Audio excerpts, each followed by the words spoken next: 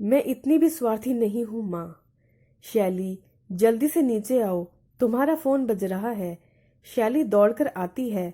माँ का फोन था। शैली को और भी काम थे।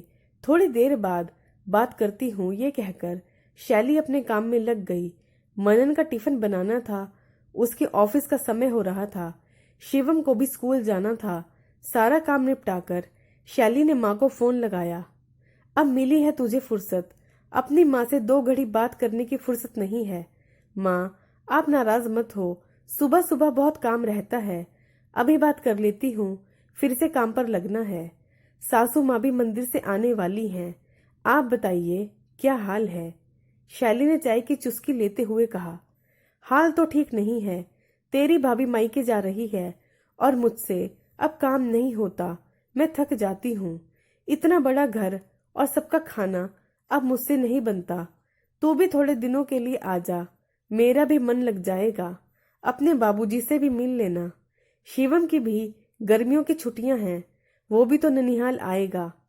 ठीक है, मैं अपनी सास से पूछकर बताती हूँ। शैली की सासू माँ गायत्री देवी मंदिर से आ गई थी।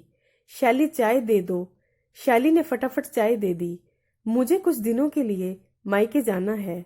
हाँ तो चली जाओ।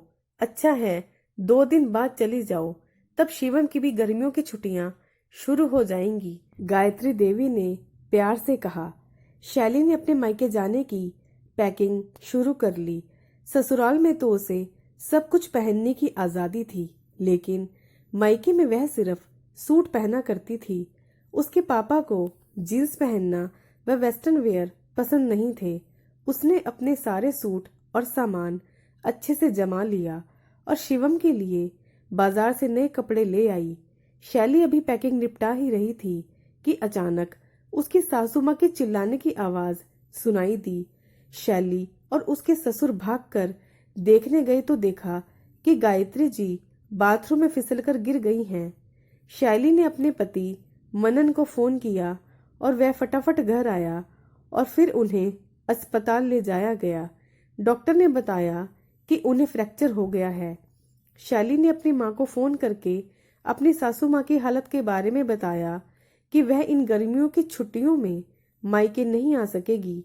शैली की माँ ने गुस्से में कहा कि तुम्हारी सासू माँ को इतनी भी चोट नहीं लगी है कि तुम मायके न आ सको, और यह भी कहा कि यह सब तुम्हारी सास ने जानबूझकर किया है। शैली ने अपनी माँ को समझाते हुए कहा, नहीं माँ, ऐसी कोई बात नहीं है।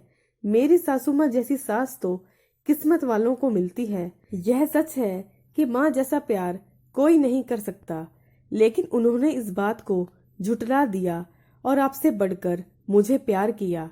जब शिवम की छुट्टियां होंगी मैं फिर आ जाऊंगी। माँ, इन गर्मियों की छुट्टियों में नहीं आ सकूंगी। मैं इतनी स्वार्थी नहीं हूँ माँ कि ऐसे समय में उन्हें छोड़कर मायके चली जाऊं।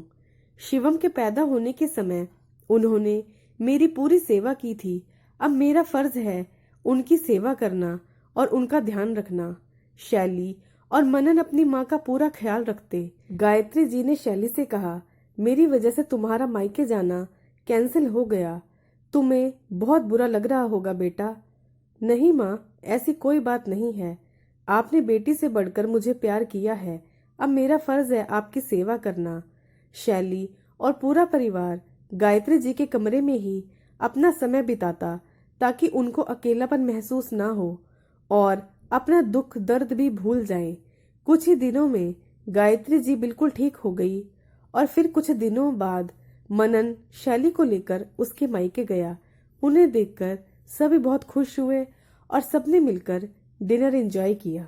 दोस्तों, यदि आपको मेरी कहानी पसंद आई है तो मेरे चैनल को सब्सक्राइब करना ना भूलें। वीडियो को लाइक करें, शेयर करें। आपका बहुत बहुत धन्यवाद।